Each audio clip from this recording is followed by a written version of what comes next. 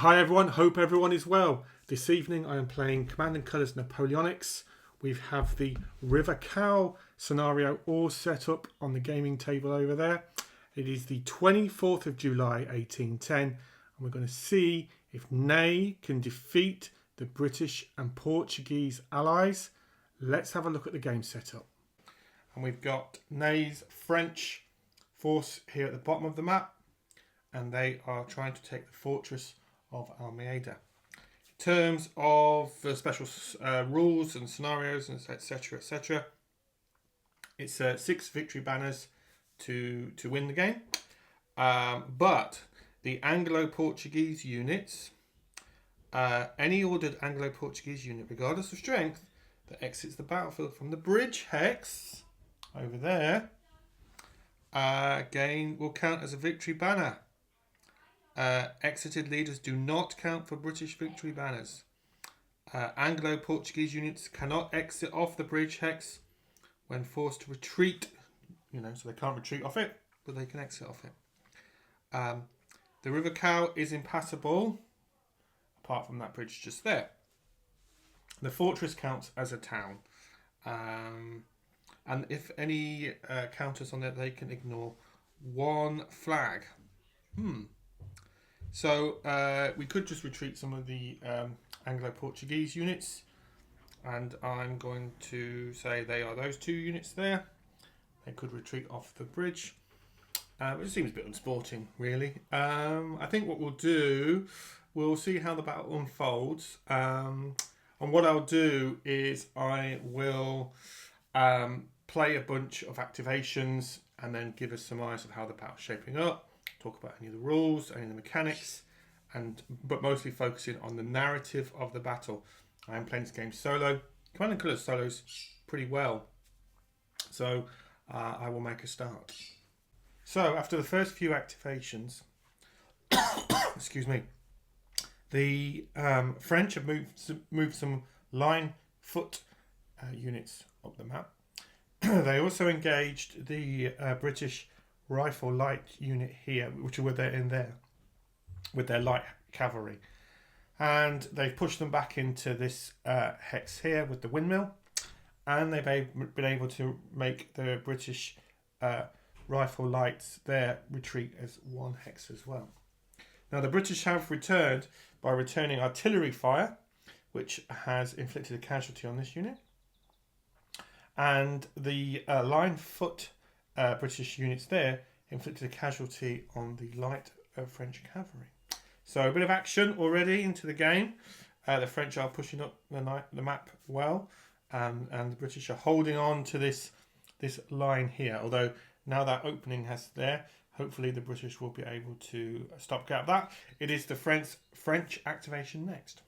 Now, after a few more activations, the French are trying to move up across the battlefield, but are being pushed back at every opportunity from their British enemy, and they have unfortunately lost a complete unit here at the hands of this British foot line and foot light there. The British were also able to use quite a good card and put down quite a bit of artillery fire and have decimated, but they're not defeated, a couple of units. This unit here and this one here have taken a right hammering at the hands of that British arty units up on the hills there. And the French light cavalry there have taken some casualties and have had to pull back from their attack. So the French need to push again. Now they have got 2 heavy horse units here, which pack a severe punch. So hopefully with the right cards, they can bring these up into the battle. They have moved their foot artillery. So once they get into range, they'll be able to start pounding the British, and hopefully from the French perspective, maybe some combined arms with doing some melee attacks, which are very good. The French are very good at, with this line unit here, supported by the French artillery there. We'll see. So now, unfortunately, the French have lost another unit at the hands of the British light and line infantry here, and that's a victory banner just there for the British and their allies. And they have, however, started to move up their heavy horse, and they have moved their foot artillery closer. but they are being pushed back in the centre here, and on the right not doing so well. So hopefully they can just keep pushing forward across the map. And the British forces are very straightforward. They're just simply sitting there and pummeling them, really, with musketry and artillery fire as they approach, and hoping that will stop them and gain the victory banners in that way, gain them victory for the game. French, however, have got quite a few units left, but they just need to, where possible, preserve the units that have already taken a bit of a beating and move them back so they're not an easy target for the Brits. So finally, the French have been able to make a bit of an opening on the British line. They managed to get their light foot here into combat and defeat the British unit, push them back and gain a victory banner here. They have, however, suffered a bit with a counter-attack from the British light, who've also suffered. So it's a bit of even Stevens. That means only one block there, or only one counter there left. So victory banner for the French there, and they're first. They were also able to push the Portuguese light foot from their emplacement here through the use of their artillery.